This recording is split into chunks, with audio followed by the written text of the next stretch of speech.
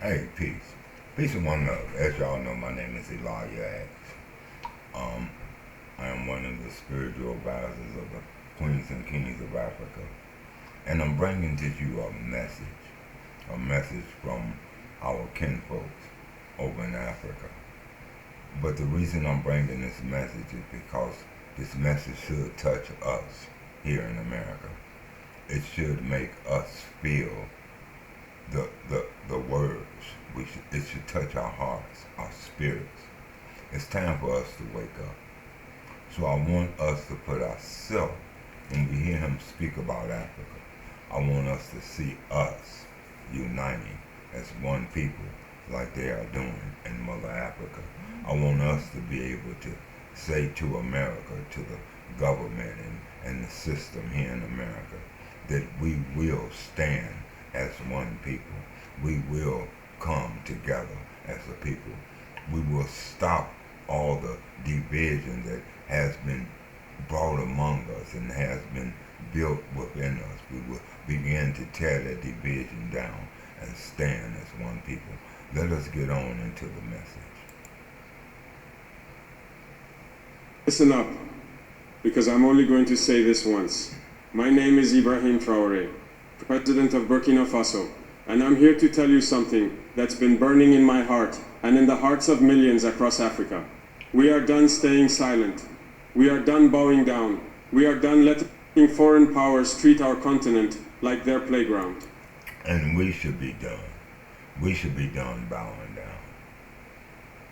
We should be done with letting foreign powers rule us as a black nation here in America, a dark-skinned race of people. Let's go on. A few days ago, a message came out. Words they say came from Benjamin Netanyahu, the Prime Minister of Israel. They claim he warned African leaders to stay in line or face consequences. Whether he said it or not, I don't care. The message was loud and it was clear. Some people still... And that's what I want to say to us today. Whether they say it or not, the message is still clear. They want to keep us down. They want us to bow down to their rules. The rules that oppress us and keep us from being united as a people.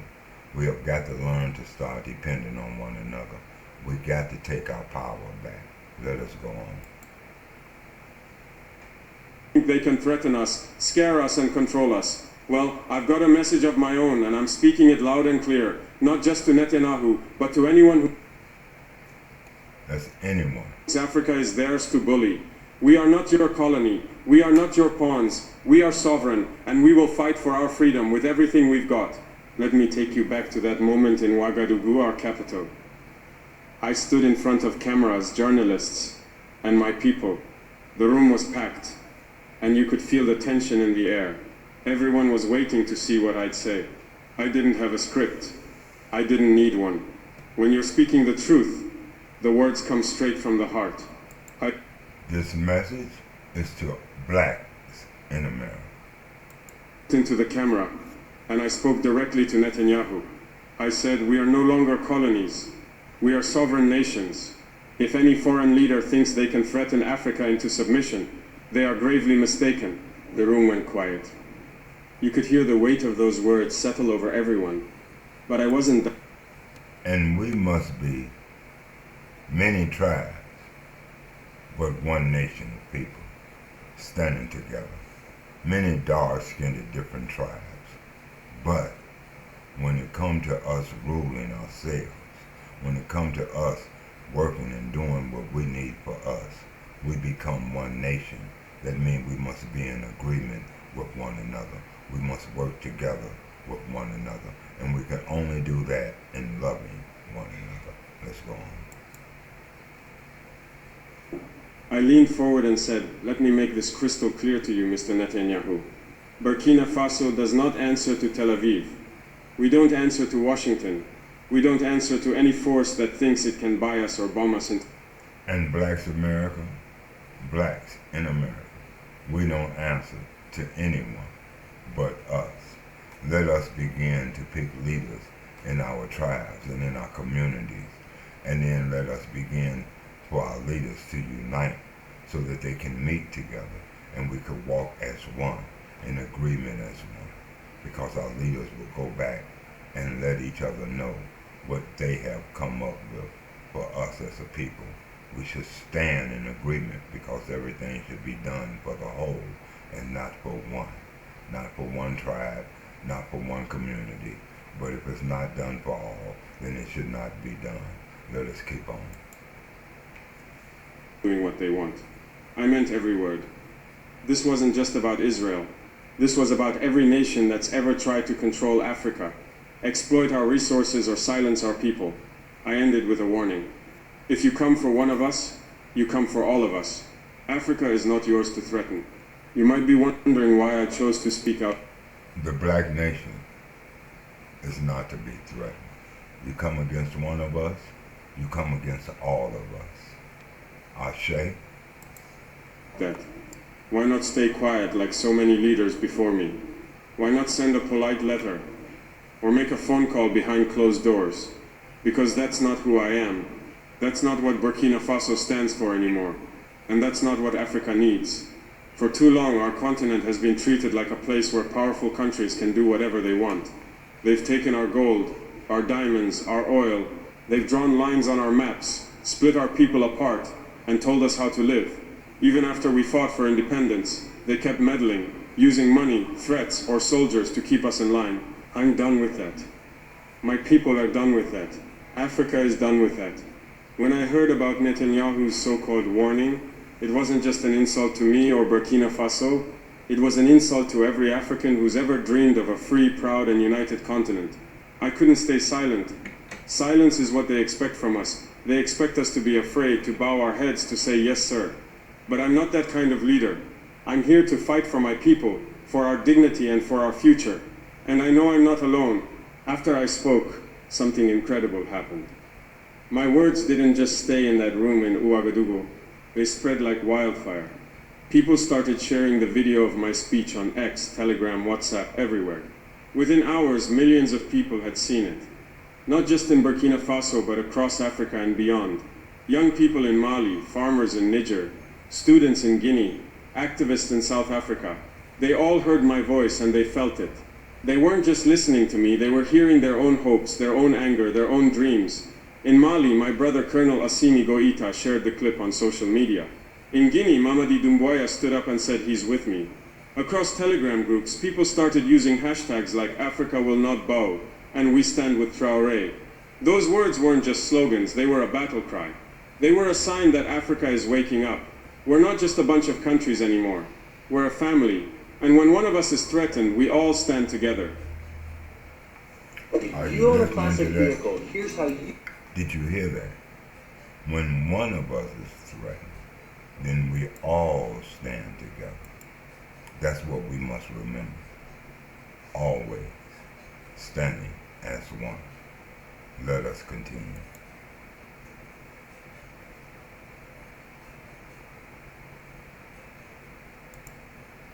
Not just a fancy word you find in books. It's the right to make our own choices. It's the right to say who comes into our land, who takes our resources, and who we work with. It's the right to stand tall and say, this is our home, and we decide what happens here.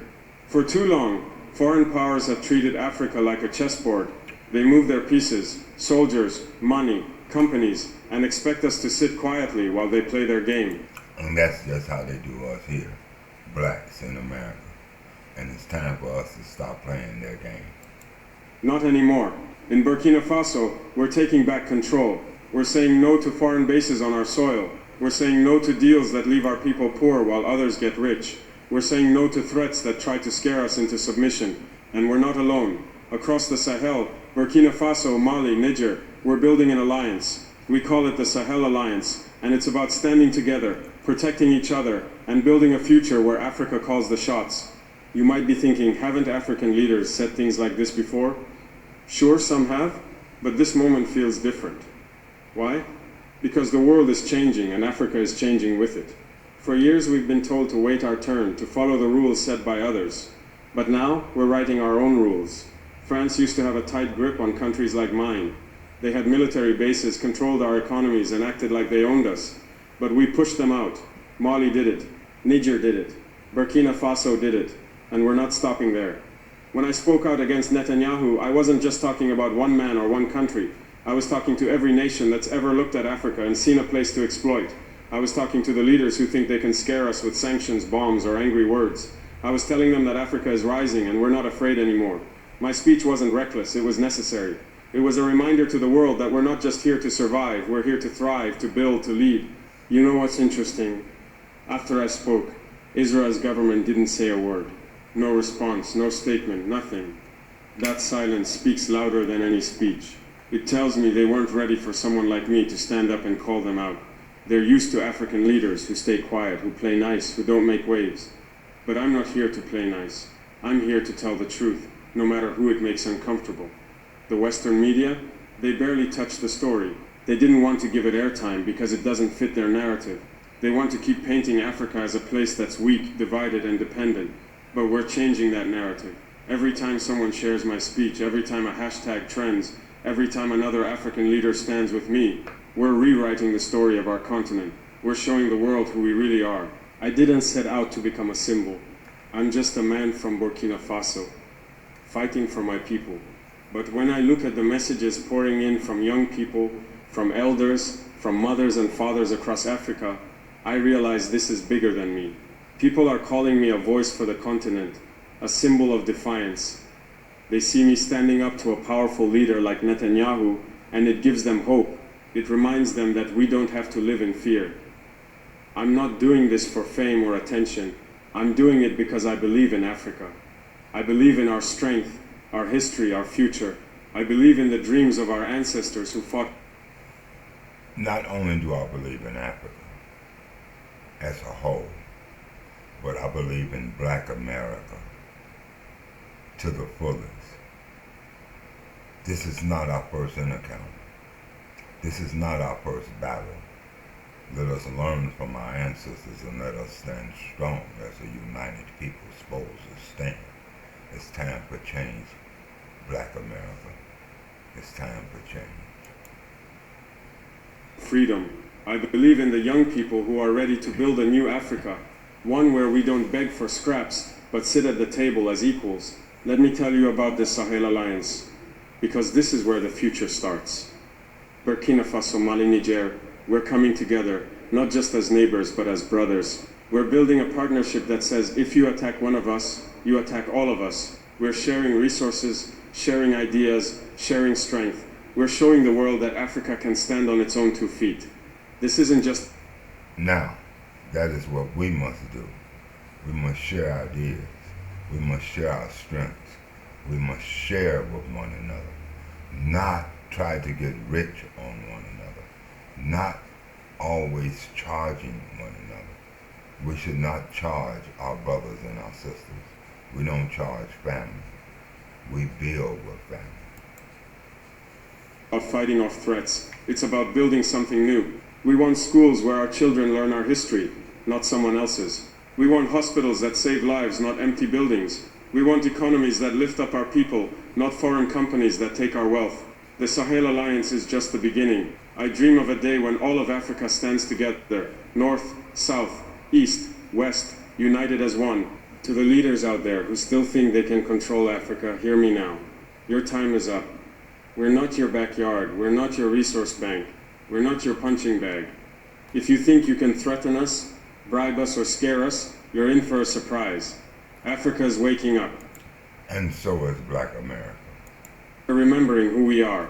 We're the children of kings and queens, warriors and builders. We're the future, and we're ready to fight for it.